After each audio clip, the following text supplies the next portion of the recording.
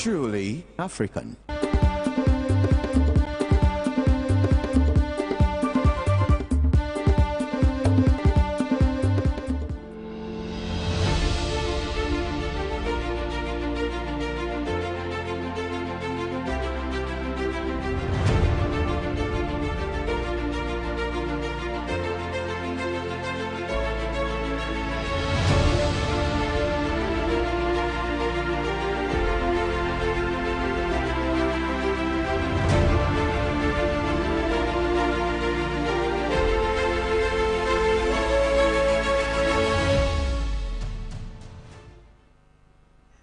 Hello, welcome to another informative, educative and exciting episode of Diplomatic Affairs. My name is Harriet Nartey and we are coming to you live from the studios of Pan-African Television right here at Abelemkpe in Accra, Ghana. We are also beaming in 46 African countries with a live stream on Facebook and YouTube. Now, today we'll be talking about Kenya, relations, bilateral or diplomatic ties between Ghana and Kenya or Kenya and Ghana. Kenyans went to the polls on August 9 this year to elect a president, members of the National Assembly and Senate. Now, Kenya Decides 2020 received so much attraction as the world keenly monitored events pertaining to the presidential election. The relatively peaceful elections and events that occurred thereafter seemed sketchy and tense after the 77-year-old longtime opposition leader Raila Odinga rejected the result and sought legal redress. On today's episode of Diplomatic Affairs, we will be delving into Kenya's bilateral ties with Ghana, its foreign policy, and of course, other related issues. My guest is Ina, and he is ready to help us get to know Kenya and the people of Kenya, and of course, you. I guess you are ready as well. So join us and let's have a very productive show always. I will be back right after this break.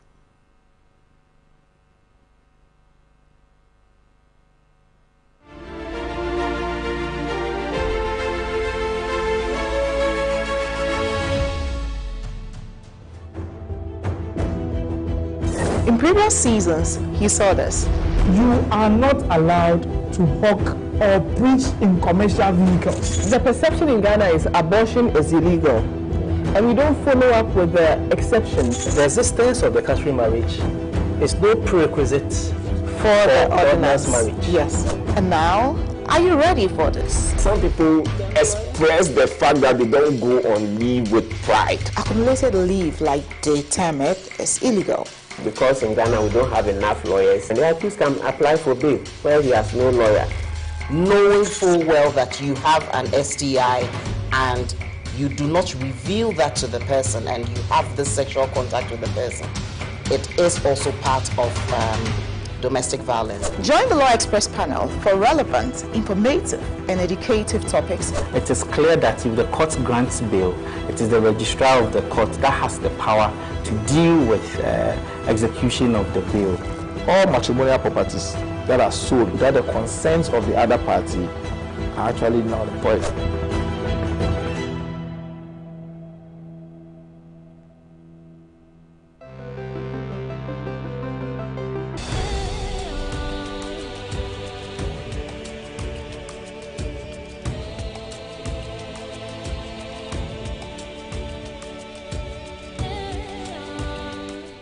We are the only one doing. Uracare is the only facility one here. Facility doing the cardiac MRIs and spectroscopy like studies, only in West Africa.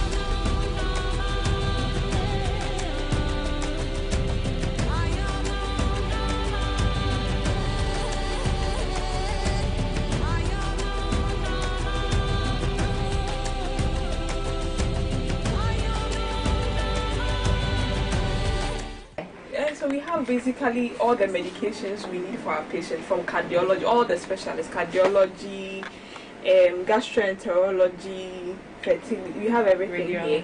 Radiology, we have all the medicines here. So that's why I said this is where the magic is. Yes.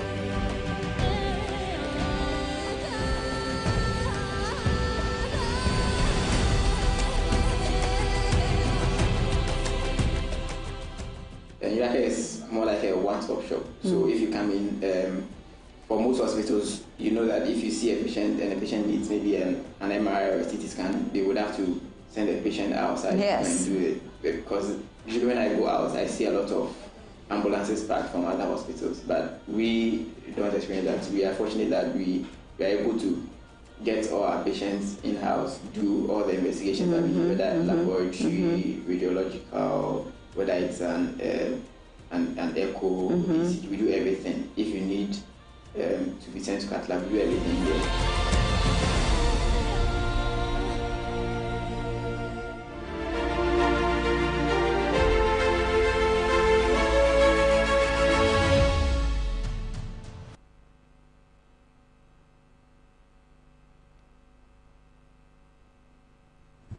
Right, welcome back. You're still watching Diplomatic Affairs with me, Harriet Nartey, and we are coming to you live from the studios of Pan-African Television. We are really championing the Pan-African agenda, and of course, today we are focusing on Kenya. You know, when it comes to diplomatic affairs, our job is simple, basically to talk to the diplomats in the country and get to know relations between Ghana and their countries as well, understanding what they do and why they are in the country. And of course, if there are trending issues, we want them to help us understand what the issues are. So today, my guest is the Kenyan High Commissioner to Ghana, His Excellency Eliphas Barine, and he's already seated. So I guess you're ready as well. Now let's get interactive. We are talking about Kenya Decides 2022. Right, 2022, and of course we'll talk about Kenya's foreign policy, understanding the governance system, and everything that has to do with Kenya. Your Excellency, it's good to have you on Diplomatic Affairs. My pleasure. I am so happy to have you on today's show. Thank you for the invitation. I've been following you, and I see how busy you are, moving from one TV station to the other. How has the experience been for you? It's been exciting because I think this is based on the need and the desire and the interest I think the citizens have, and particularly the media houses, considering their primary objective and goal, that which is to inform and educate. And therefore, as Africa evolves, as we continue with the processes that we are in diverse countries, I think the recent elections in Kenya have been monumental in a way, and that has significantly created or generated interest to a number of media houses just to get to know what is happening down there. And I think it's a good thing to do. Especially when it comes to Pan-Africanism and what I call African diplomacy. We are very excited to learn more about each other. So it's good to have you once again on the show. Let's talk about the atmosphere in Kenya. How is it like currently after the elections on the 9th of August? Calm. Absolutely. I have heard a number of people talk about the country being a bit shaky. Tensed. That is not true. That is not true? Absolutely not. Because the elections have been held, as were expected, in accordance with the provisions of the Constitution. The dates were known, the candidatures were known, the results are out. Those results have been contested.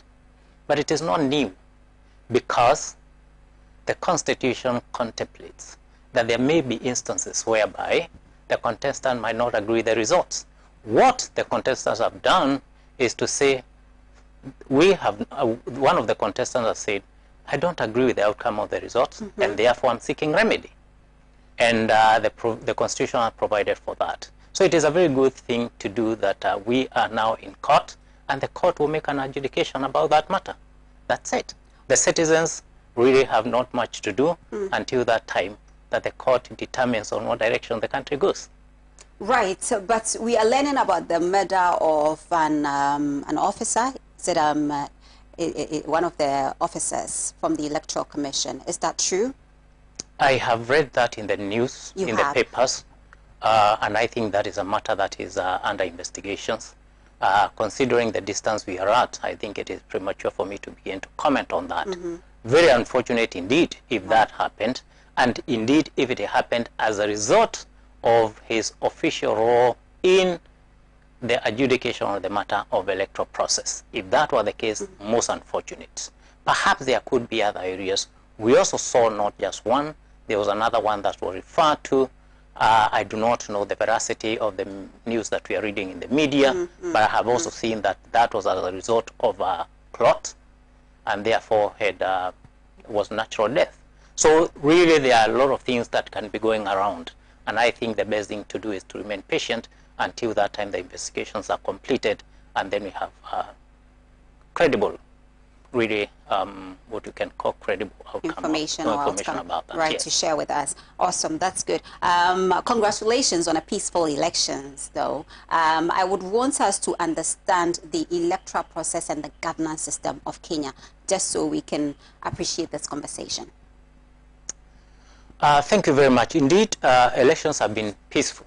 I have heard in other quarters there were skirmishes, there were this and the other. It is not true. I think the citizens were just celebrating, and people celebrate different ways, considering the distance that we have walked. I mean, and I know a lot of people make reference to 2007. Yeah. It's a big improvement in terms of democratization, and I think our democracy is becoming of age. The point to make is, I think making mistakes is not a bad thing. The bad thing is to repeat those mistakes. But having said that, let me begin by saying that Kenya is a democratic, is a constitutional democratic country. The elections are conducted within the provisions of the law, the supreme law of the country.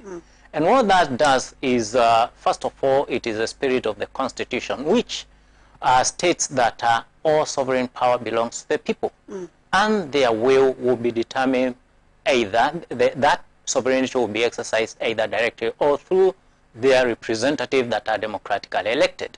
And therefore, elections revolve around that clause of the Constitution, and the dates of elections are clearly known because we go to elections every second Tuesday of the 5th year in August. Ours is 4 years, and yours is 5 years. It's 5 years. Right. So I can actually tell you the date when the next election is coming. Right. So that, to me, is a big thing, because the elections are predictable. We know exactly what time they will come.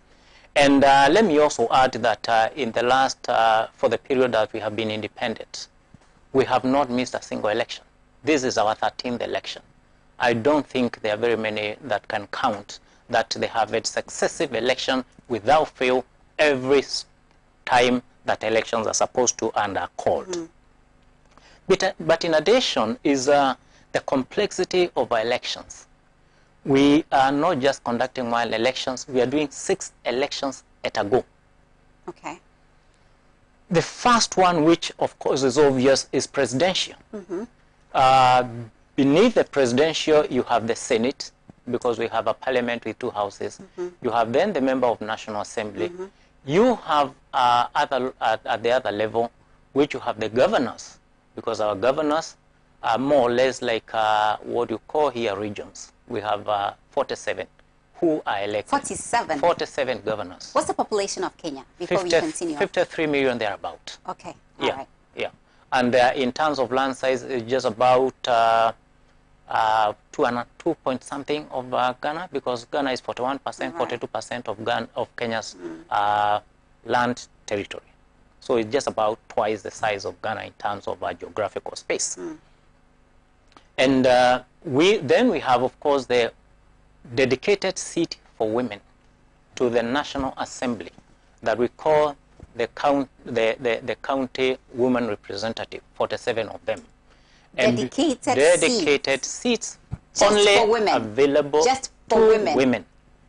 So the contestants for that space is women. We only have women candidatures for that seat, just to be able to show up the numbers of women represented in Parliament. Of course, having agreed that Kenya will be governed at 2 levels, at the national and county levels, and therefore the reference to the 47 counties, is you have the position of the governor, a very powerful position, and of course the member of the county assembly. So we have 6 elections at a go at the same time. It's complex, it's a big thing, but I think for the last 3 sessions, it has gone on well. That's very interesting.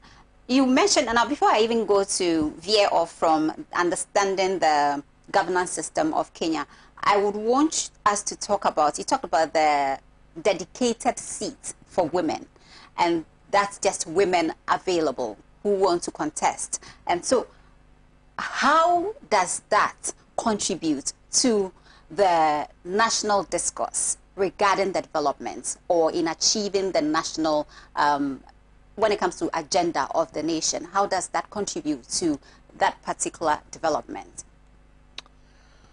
That was guided by the appreciation that women have not had their fair share of representation when it comes to leadership at the national level. And women constitute a huge chunk of the population, not just in terms of numbers, but also in terms of their contribution in every sphere of life, be it in commerce, be it in agriculture, be it in education, and everywhere else. And therefore, it was felt that we need to find mechanisms to bring more women to the table so that their issues are articulated better by numbers. And we have seen when they get there, they have their own caucuses, and they have brought out some very interesting bills and proposals that really continue to do that. And that is supported by the Constitution, the provision of the Constitution, Article 81 in particular, that talks about all elective posts, including nominative posts. None of those should be more than 2/3 of either gender. And therefore, in every appointment, in every environment, in every elective position, the Constitution dictates that in each of these, we should have a minimum of 2/3, a minimum of 1/3 of either gender. And therefore, this is something that has worked in many areas, particularly when it comes to appointive positions. But when it comes to elective, it has been a bit of a challenge, but the effort. Challenge especially in Parliament alone. Because when we come to the county assemblies, the law provides for that. It doesn't have a cutoff as to how many you can have, but it allows until you achieve the 30% of either gender. When it comes to the National Assembly and the Senate, the Constitution dictates on the number of constituencies, 290. So therefore, you are limited to how much you can expand. And says Parliament shall have 350 members, for example. So that in itself, you can only go to that extent.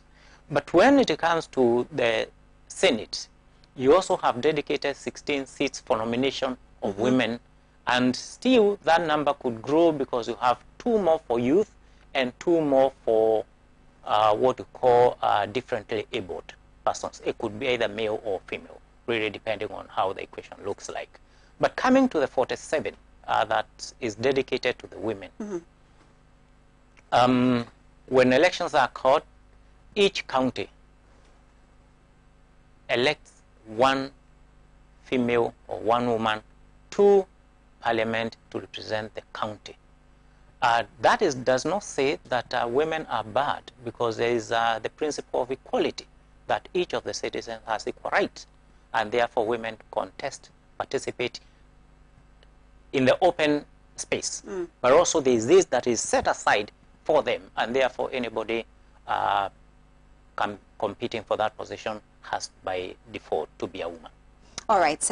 Can I say that, if I can say that the representation of women in the public service and then politically has not been very encouraging on the African continent, from where you sit, what do you think is the challenge? Is it culture? Could culture be one of the challenges when it comes to why women have not really been bold about occupying spaces in these areas?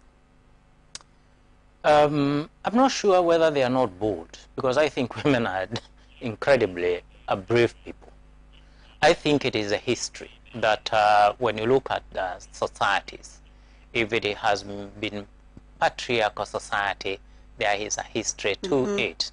And of course, the kind of training and the kind of expectations within the society, there's something that you call more or less like division of labor. And as you were growing up, I'm sure, or we were growing up, you told boys will do this, girls will do the other. Even the courses that you pursue at any other level, you could see clearly that you are being guided towards a particular direction.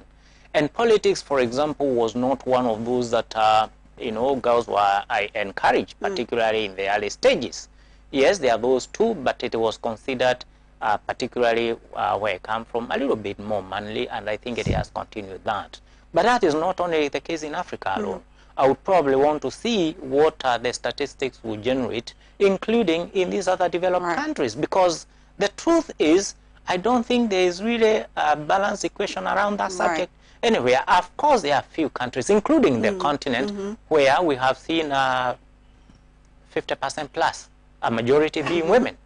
So really, it is not one to the continent alone, but I think it is a global issue that needs to be looked into. Right.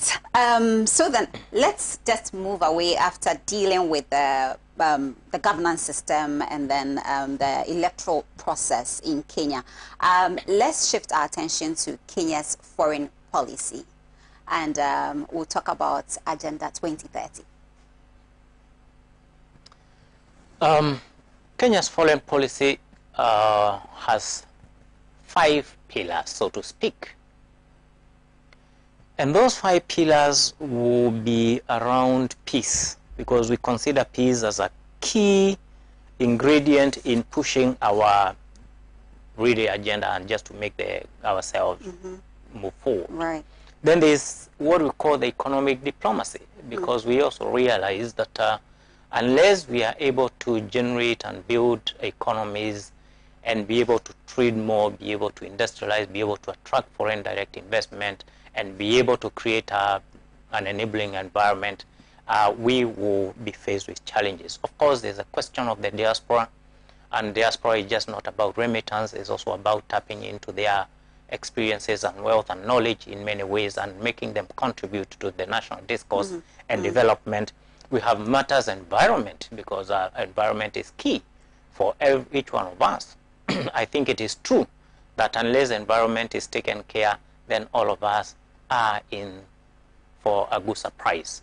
You have seen matters to do with ocean, climate change, and everybody is talking about that. And we have seen really the impact of environment and climate change to livelihood, to agriculture, to food security, migration, water safety, and so on and so forth. Many things touch around environment.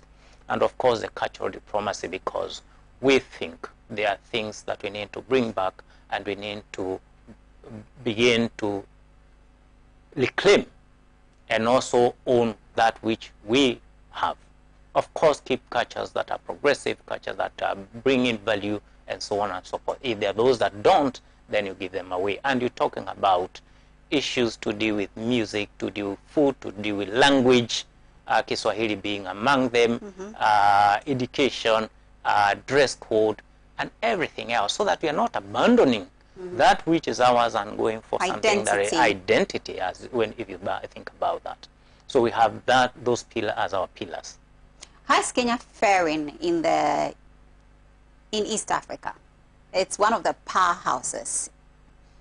How is it faring economically and then in its dealings with the neighboring countries?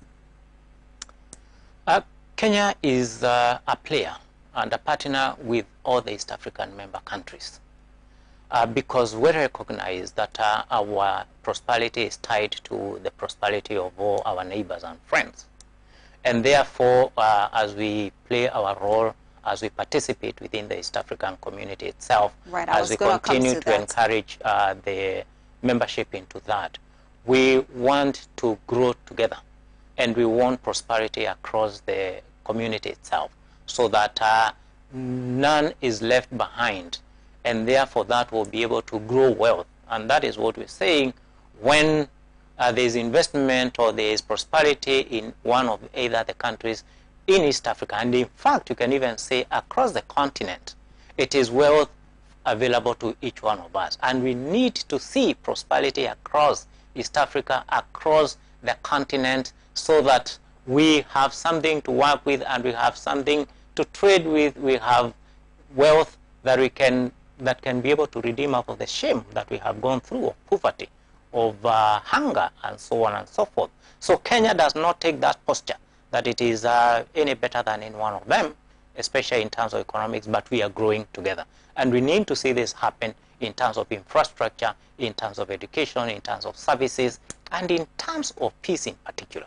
Because peace is so crucial, so critical for us to be able to achieve our dreams and aspirations moving forward. You talked about creating wealth on the African continent. Now from the region, eastern part of Africa with Kenya, with regards to Kenya, and then creating wealth on the entire African continent. What do you make of Africa Beyond Aid? Are we on the right path in achieving that? Africa will have to have a deeper discourse within itself. In my view, we are on track. We are on track for two reasons. The first one, excuse me, is we have been endowed with immense resources that we have. These resources have benefited other people than ourselves. These resources have generated immense wealth for everyone else except ourselves. What is this one thing that will stop us from moving away from poverty to prosperity, from being poor to wealth? It is a discourse that we need to have. The second is our leadership, and I think this started way back. Sometimes we don't connect all the way from the days of Pan-Africanism and the days of the Organization of African Unity Charter that spoke about prosperity of the continent and where the continent will be able to do business, grow as a prosperous continent. But recently, of course, which is being a culmination of all these processes, is the coming to play of the African Continental Free Trade Area. And the conversation there is again beginning to signpost the citizens of the continent and reminding them that we have a duty, because it will not happen. It will not happen. We will have to make it happen. And it will not be done by those, it will not be done by the others. It will be done by each and every one of us. And I think we need to put our mind into that and ask ourselves, in my space, what is it that I am doing? What is my contribution towards that vision, towards that agenda? And what the African Continental Free Trade Area is pushing is to create an environment whereby resources that are available in the continent in their immense do not leave the shores of the continent in their primary form. That we must find a way to add value to those products and goods, so that we can gain from the true value of what we send. Could it be timber? May it be cocoa, for example? May it be tea? May it be gold? May it be all resources? Is there a way we are able to add some value of those products within the continent? And it doesn't necessarily have to be in one country. It can be done anywhere in the continent, because we're talking about a vision that will see a continent that is a common market, a continent that is trading among itself, a continent whereby goods and services are freely traded and available across borders. So the conversation that is going on, and I see the immense effort that the Secretariat is making to ensure that that dream is realized. And what that has happened is I have seen, the discussion that has gone on, the documents that are being cleared, including, issues of rules of origin. The tariff book has been put, ratification, and so on and so forth. There are many things that have happened. But just to begin to put some little more oil into the into the track is now a little bit innovative, where they're saying now that we may not start at once as 55 member countries. Is there a way we can begin to more or less like fast track one or two just to test those areas that we have agreed and see whether they have gained traction, whether they are in place, whether they are properly understood, and whether we can do meaningful business within the framework of the African Continental Free Trade Area. Now, not long ago, we have the Secretariat leading teams in 7 countries or so that have agreed that they can participate in what we are calling the guided trade. Guided trade more or less like brings in countries that are fused. We have put enough measures in place. We are ready to begin trading even as we may not have completed all the processes, but we can test. It's more or less like piloting. Starting from somewhere. It's piloting, so to speak. And in that cluster, we have, of course, the Republic of Ghana, we have the Republic of Kenya, we have the Republic of Rwanda, we have Tanzania, we have Mauritius, we have Cameroon, and we have Tunisia, and Egypt, of course. So I think those are the countries that are there.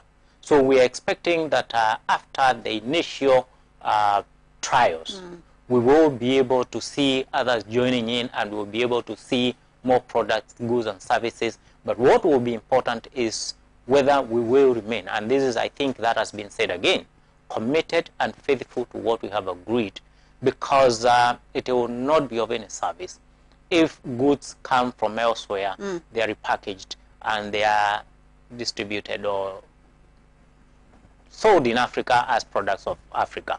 And I think that's something that we must guard ourselves seriously against. It requires good faith, and it requires for all of us to agree that it is for the good of the continent that we build the wealth and we do the products we manufacture and add value, so on and so forth, so that really we can realize the true meaning of these processes. Right, so we have a lot to do when it comes to the African Continental Free Trade Area. I also read that Africa is Kenya's largest export market, followed by the European Union. Now, I was very much impressed. And we'll talk about this and more after this break.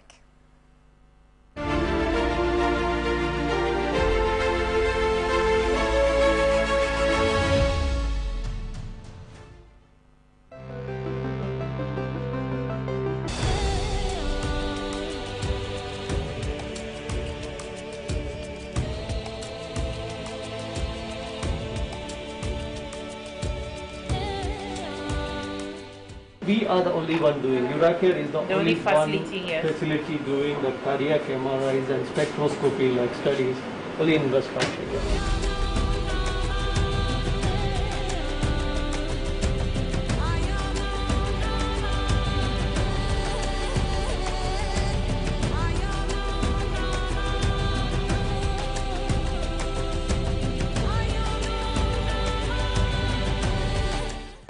So we have basically all the medications we need for our patients, from cardiology, all the specialists, cardiology, gastroenterology, fertility. We have everything here. Radiology, we have all the medicines here. So that's why I said this is where the magic is. Yes.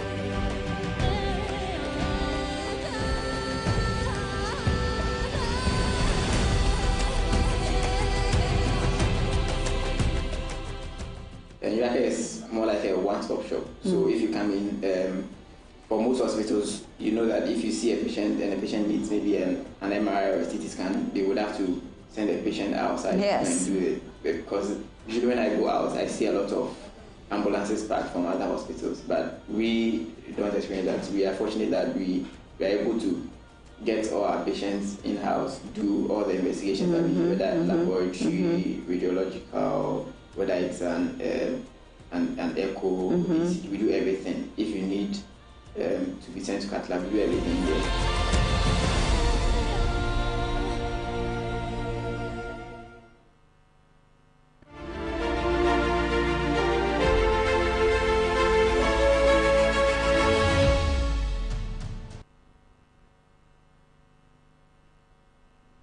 Welcome back. The show is Diplomatic Affairs. My name is Harriet. Like I said, we are streaming live on Facebook and YouTube, so you can access this program wherever you are. And we are also beaming in 46 African countries, so you can join us wherever you are in the world and share your thoughts or comments regarding our conversation today on the show. My guest is His Excellency Eliphas Barine, the High Commissioner of Kenya to Ghana, and we've been talking about the African Continental Free Trade Area. We've been talking about Kenya's elections. We've been talking about foreign policy and everything around Kenya and Ghana and, of course, the African continent.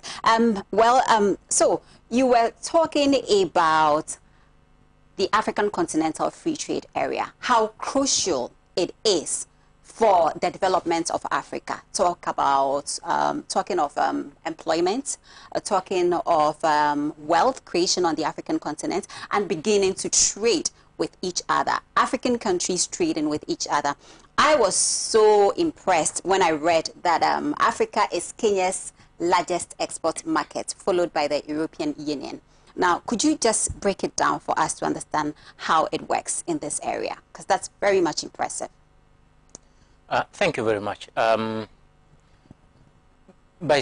me begin by saying that the Africa Continental Free Trade Area is a culmination of a conversation that started with the Lagos Plan of Action and moved to the Abuja Treaty that created the 8 regional economic blocks. Those were not intended to divide, but rather to be the building blocks, so that as you move from your territory boundaries, you begin to warm up within the neighborhood so that you understand the culture, the way of doing business within the region. And within those regions, they have come up with frameworks that really enable business to thrive. And this business is just not about goods, actually. There's so much of business that is not spoken about, which are services.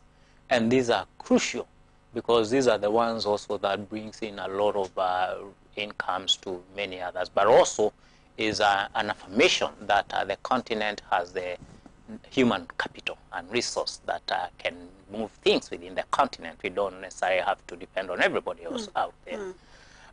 Within the East African community, which is one of course, the biggest trading partner, both in terms of goods and services as well as and services, we have the common market for East and Southern Africa, which is COMESA. And listening to those that follow integration within the continent, I think the study demonstrates that those two regions have done quite well in terms of creating business environment, in terms of knocking down non-trade barriers, and so on and so forth. So there's a lot of trade that goes around there. And what that does is you are able to move your goods a little more freely and without attracting duties, removing all the bottlenecks. Without all those bottlenecks, and therefore products that meet the threshold, which are guided by the rules of origin, and the rules of origin understood as to how much is it that is locally owned. Of course, you can, for products or for components or anything else that is not available, you are allowed up to a certain margin. And once you have agreed to play within the rules of the game, therefore it allows your products to find space within the region. And we cherish, really, because it is true that we do a lot of business. And likewise, for example, some years back, we had trade balance in our favor with Tanzania. Today, Tanzania has a trade balance in favor of themselves. So they trade more with ourselves than we trade with themselves. Uganda was also one of our biggest trading partners. Right. I think the equation is balancing. South Sudan and many other countries, Rwanda, Burundi, DR Congo, all the way to Zambia, Zimbabwe, and everybody else. But today, things are changing, and we are happy about that. Because what that does tell us is we have more goods, and we are producing more, because you cannot trade when you are not producing. And that is something that I think we need to encourage within the continent. We can talk about trade, but trade when you are not producing is not there. So we need to do that. But the important thing is also the mechanism that we put in place to ensure that the rules are abided by. So that if we agree it is the rules of origin that says up to this percentage, then it is there too. And the important thing also is that, for example, in East Africa, we have what we call the common borders. The common borders will allow you and to sit around one table at the border point. So, for example, we have the border point at Malaba between Kenya and Uganda. So the officers that deal with border matters, all of them sit under one roof and sit on the same table, so that you're not moving from this point across the border and back and forth. So all documents are processed there. But the important thing also is for those countries that will import through the port of Mombasa, what we call the Northern Corridor, they have their officers sitting at the port. So they have offices there. And goods are cleared, marked, and just one stamp to Uganda. Previously, we used to have 28 stamps. Now it is one stamp. Goods from Mombasa to Kampala used to take between 24 and 27 days. Today it is 3 days. So there is also what we call the ease of doing businesses and transparency around that. But also, I think as we continue with this process, it is to recognize that as we continue to trade with the rest of the world, we also need to build our own industries. We need to build our own institutions that will be able to deliver some of these services that ordinarily we would have sourced from abroad. Right. That takes me, let me just take you back a bit, though. Yeah. We've already talked about, we're still talking about the African Continental Free Trade Area. I want to ask, what is the essence of the free trade area if we import more than we export? What is the essence of the free trade area? The free trade area will... and when I say we, I mean the African continent exactly. I think it is really coming from a point of view that moving goods from one country to the next has been difficult. Difficult either in terms of non-tariff barriers or tariff barriers. And therefore, the essence of the free continental free trade area is to knock down those barriers, be they tariff or non-tariff, so that goods that come from one country to the next within the continent are not exposed to unnecessary limitations and barriers that ordinarily will not face.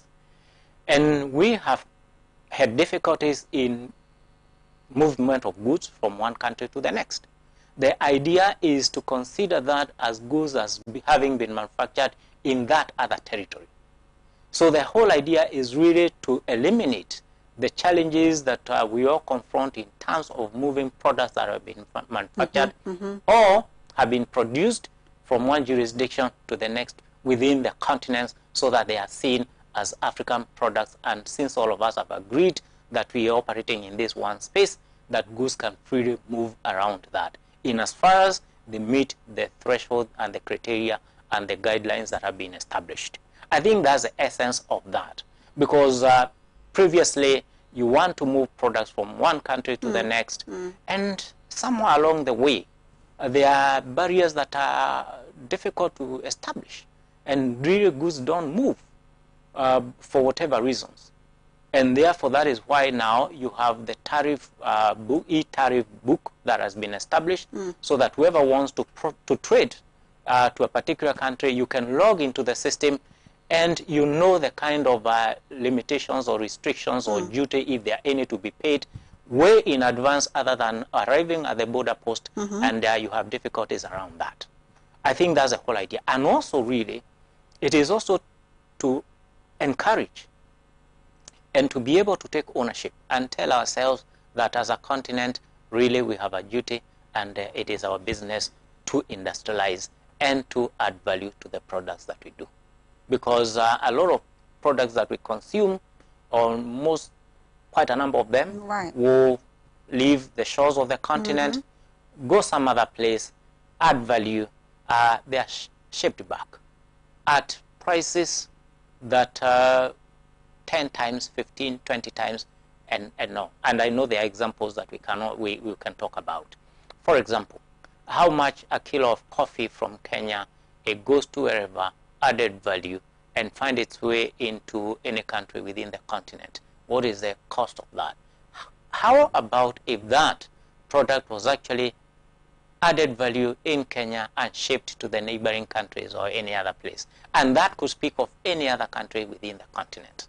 I think the whole idea is we open up boundaries and we create an environment that will be able to help our people and industry and investment grow. Right. So we have like 3 minutes to 50 minutes already, and it looks like we have, well, some 30 minutes to wrap up. But I have so many messages coming in, pouring in on our Facebook page. So I will do my best to take a couple of them before we continue. You talked about, you know, Kenya dealing with Africa more than, of course, Europe or any other country outside the African continent. Let's talk about the specifics. What are the products? Let's talk about the sectors that drive Kenya's economy. What are the areas? Into the continent? Right. We have a fairly a developing, let me actually say, a developing manufacturing sector. Okay. In pharmaceuticals, food products, beauty, and all manner of these products are there, including building materials and paints and a number of them, including cables for. So there's quite a little bit of manufacturing, but also we have services, and I think services in terms of banking, in terms of insurance, in terms of education, in terms of healthcare, in terms of tourism, and in terms of hospitality. So we have, and of course we have Kenyans that have invested in that area. So just in a nutshell, we have a fairly developed manufacturing base, but also a service sector that we find our products going into that region. If it is household soaps, you're talking about oils, cooking or otherwise, we have a number of countries that are doing that. In terms of agriculture, you have meat and meat products, you have milk related industries, but also you have flowers, and I'm hoping, and I've seen flowers coming to, one time I walked the streets of Accra, and when I spoke to the person, they were imported from Europe, but clearly I could identify that these are products that will come from our market. So there are many products that are, considering the industrial base that Kenya has, that find its market within the region. Let's talk about, as the High Commissioner of Kenya to Ghana, I want to find out what are the opportunities and then the areas of cooperation between the two countries, Ghana and then Kenya. Very important, because we have a very deep history, really a history that will not allow us to separate. We are so woven together, Kenya, and so deep history. And since we don't have much time, let me go straight to those areas. First of all, I will say that the two countries are at a very good position. We have several agreements, in fact 3 agreements that are already in place. One is on trade, bilateral trade agreement, that open space for all businesses really to operate and do business across the 2 jurisdictions. We also have the bilateral air service agreement that will allow airlines of both countries to do business and be able to do what they need to do. And we have the general agreement that opens space to do everything that you can think about, that has created opportunity to have several MOUs in agriculture and so on and so forth. But specifically on this, Ghana has many products that can find its market into the Kenyan market. You're talking about chocolate, you're talking about textile, you're talking about the mineral resources, gold and related. Likewise, Kenya has products that can easily find its market into the Ghanaian environment. You're talking about meat and meat products. you're talking about tea, you're talking about coffee, and you're talking about skills. Both countries have huge human capital that can create and would have major impact when it comes to that. And those are the areas that I'm getting a little bit of interest to get to ask, how do we begin to work with the Kenyan counterpart and Ghanaians on this side. If you go to Nairobi, you'll find as many Ghanaians as you'll find Kenyans here. One of the media houses, I think in Kenya, Kiss FM, is run by a Ghanaian, Kwaku. We have a number of Kenyans that are here in the hospitality, in the banking sector, in education, and so on and so forth. And those are the areas that we need to grow.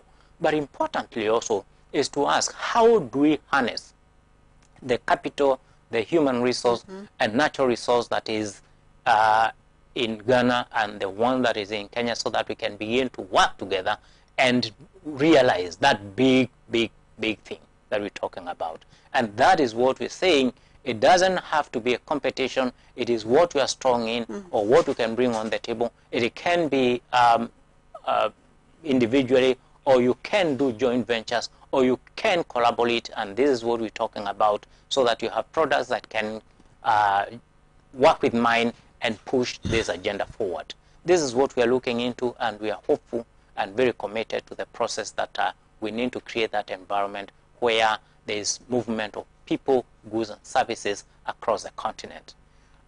Without, perhaps, let me mention also that one of the hindrance that I've listened to is the capital. A number of the startups, or including those are there, who say we do not have the kind of financial capital that we need. But this program, the ACFTA, is working a lot with the financial institution, especially the Afri-Exim Bank.